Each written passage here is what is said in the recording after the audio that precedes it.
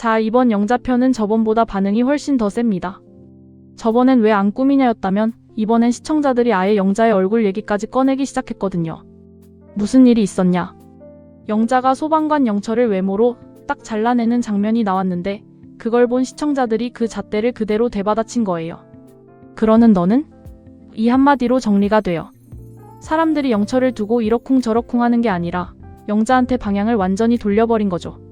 그럼 이 장면이 처음부터 어떻게 흘러갔는지 하나하나 뜯어볼게요. 먼저 영철이 어떤 사람인지를 알아야 이 반감이 왜 이렇게까지 커졌는지가 보여요. 영철은 소방관이에요. 근데 자기소개를 들어보면 그냥 소방관이 아니라 진짜 만만치 않은 인생을 살아온 사람이거든요. 세종에서 소방관 발령받고 혼자 내려와서 집에 가면 쓸쓸하고 외로웠다고 해요. 얘기할 사람도 없었다고요. 가정사도 무거워요. 아버지랑 둘이 살다가 아버지가 돌아가시면서 완전히 혼자가 됐고 어머니는 어렸을 때 헤어졌고 형은 장애가 있어서 같이 못 살아요. 그리고 이 사람이 원래 잠수일을 했는데 그쪽이 완전 남초라 여자라고는 어촌계 60대 어르신들밖에 없었다고 해요. 물고기랑 친해지면서 지냈다는 거예요. 그러다 동료가 구조한 고양이를 입양해서 지금은 고양이 집사가 됐고요. 고양이 데려오고 나서 집이 화사해지고 따뜻해졌다고 그 얘기를 하는 표정이 되게 진솔하거든요. 자, 이런 사람이에요. 시청자들이 이 자기소개를 보면서 이미 영철한테 정이 좀 들어버린 상태인 거예요. 안쓰럽기도 하고 착해 보이고 응원하고 싶은 마음이 생기는 캐릭터인 거죠. 여기가 중요해요. 이 감정이 깔려 있어야 뒤에 나오는 거절이 왜 그렇게 세게 다가왔는지가 설명이 되거든요. 그리고 영철이 영자한테 첫인상 선택을 해요. 인형이랑 녹음을 준비해서 부끄러워하면서 프로포즈 버튼을 누르게 하죠. 제 프로포즈 받아주세요. 이 짧은 한마디 녹음하는데 손이 제대로 안 펴질 정도로 긴장했다고 해요. 꽃 주면서 고백하거나 그런 경험 자체가 태어나서 한 번도 없었던 사람이에요.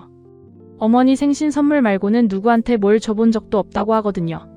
그러니까 이 고백은 모태솔로가 인생에서 처음으로 누군가한테 마음을 꺼내 보인 순간인 거예요.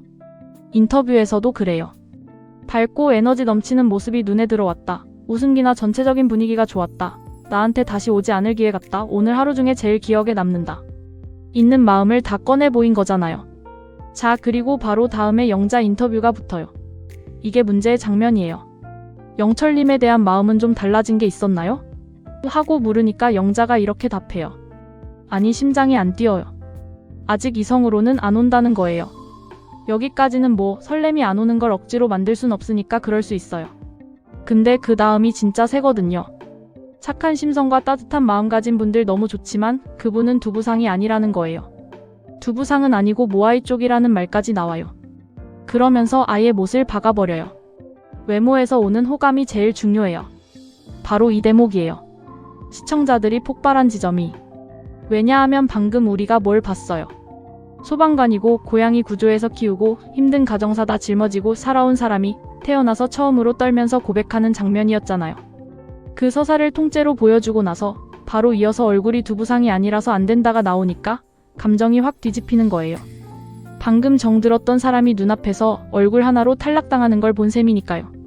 근데 여기서 진짜 핵심은 따로 있어요. 영자가 외모를 본다는 것 자체가 문제가 아니에요.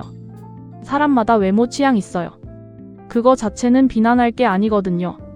진짜 문제는 영자가 외모를 제일 중요하다고 딱 못을 박은 그 순간 시청자들의 시선이 자동으로 영자한테 되돌아간다는 거예요. 외모가 최우선 기준이라고 본인이 공개적으로 선언했으니까 그럼 그 기준을 너한테 대면 어떻게 되는데? 이 질문이 튀어나오는 거죠. 그래서 사람들이 영자의 얼굴을 평가하기 시작한 거예요. 냉정하고 좀 잔인한 흐름이긴 한데 구조를 뜯어보면 영자가 스스로 그 문을 열어준 셈이에요. 외모를 최우선 잣대로 올려놓는 순간 그 잣대는 반드시 나한테도 돌아온다는 거죠. 이게 연애 프로그램의 무서운 점이에요. 남을 재는 순간 카메라 앞에 나도 똑같이 재어지거든요. 댓글에서 계속 반복되는 단어가 하나 있어요. 메타인지. 쉽게 말하면 자기가 자기를 얼마나 정확히 보고 있냐는 거예요.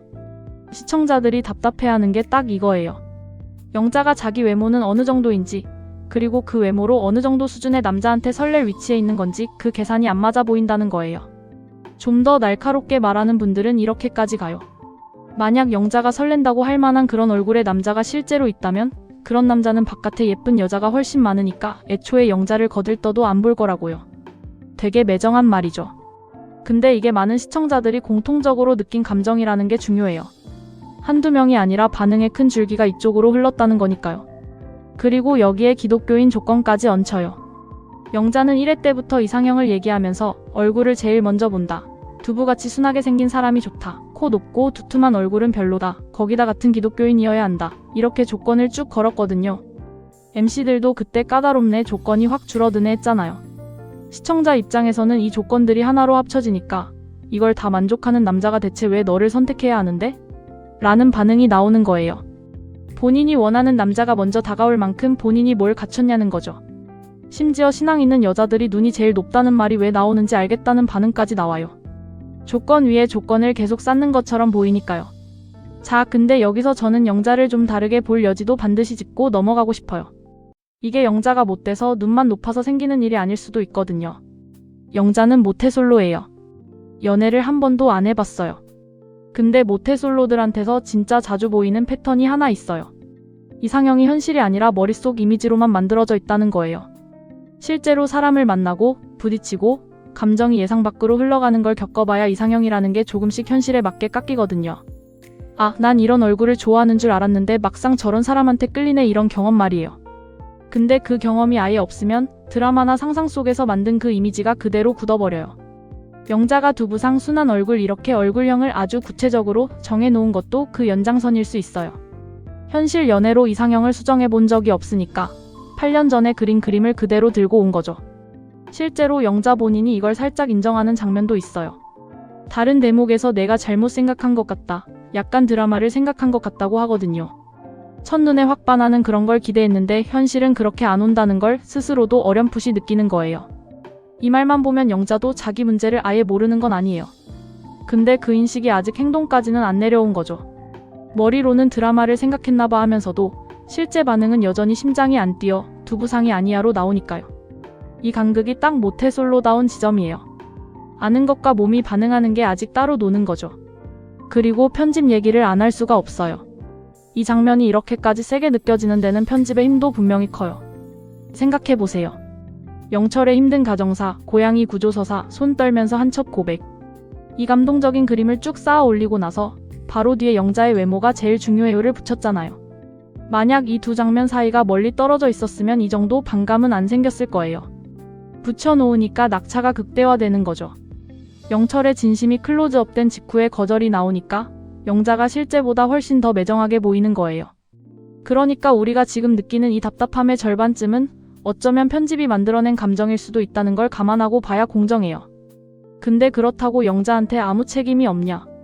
그건 또 아니에요. 왜냐하면 영자가 고른 단어 자체가 문제를 키웠거든요. 심장이 안 뛴다까지는 감정의 솔직한 표현이에요. 설렘이 없는 걸 없다고 말한 거니까요. 근데 모아이 쪽이다까지 가는 순간 이건 취향을 넘어서 상대 외모를 대놓고 깎아내리는 말이 돼버려요. 설렘이 안 온다는 걸 전하는데 그 단어까지 필요했냐는 거죠. 바로 여기서 시청자들이 등을 돌리는 거예요.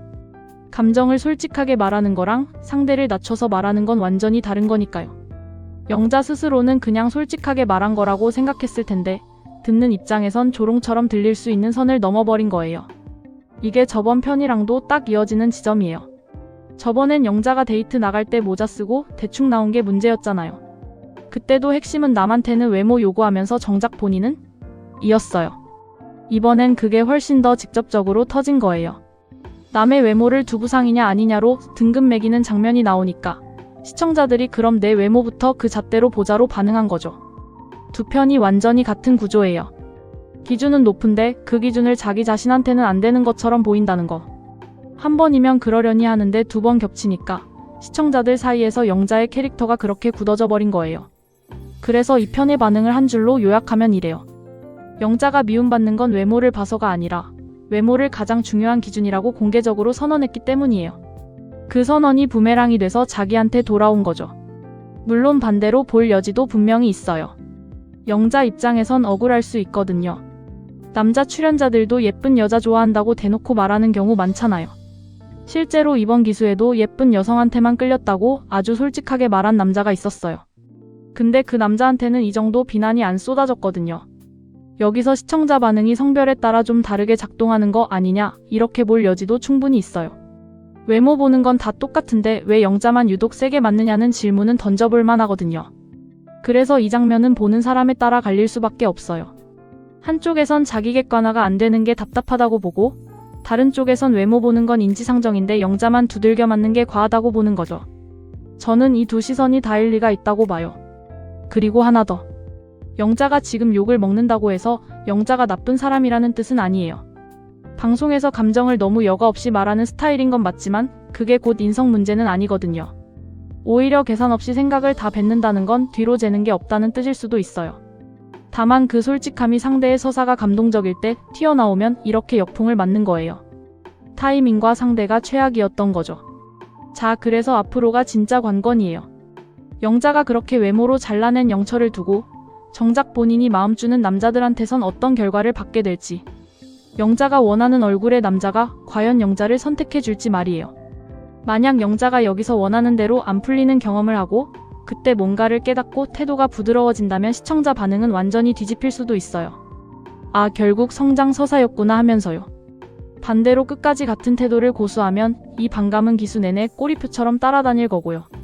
이번 영철 거절 장면은 그 갈림길의 출발점인 셈이에요. 이번 영상은 여기까지입니다. 영자한테 쏟아지는 반응, 여러분은 정당하다고 보세요? 아니면 좀 과하다고 보세요? 외모 보는 건 다 똑같은데 영자만 유독 세게 맞는 걸까요? 아니면 스스로 자초한 걸까요? 댓글로 편하게 얘기 나눠봐요.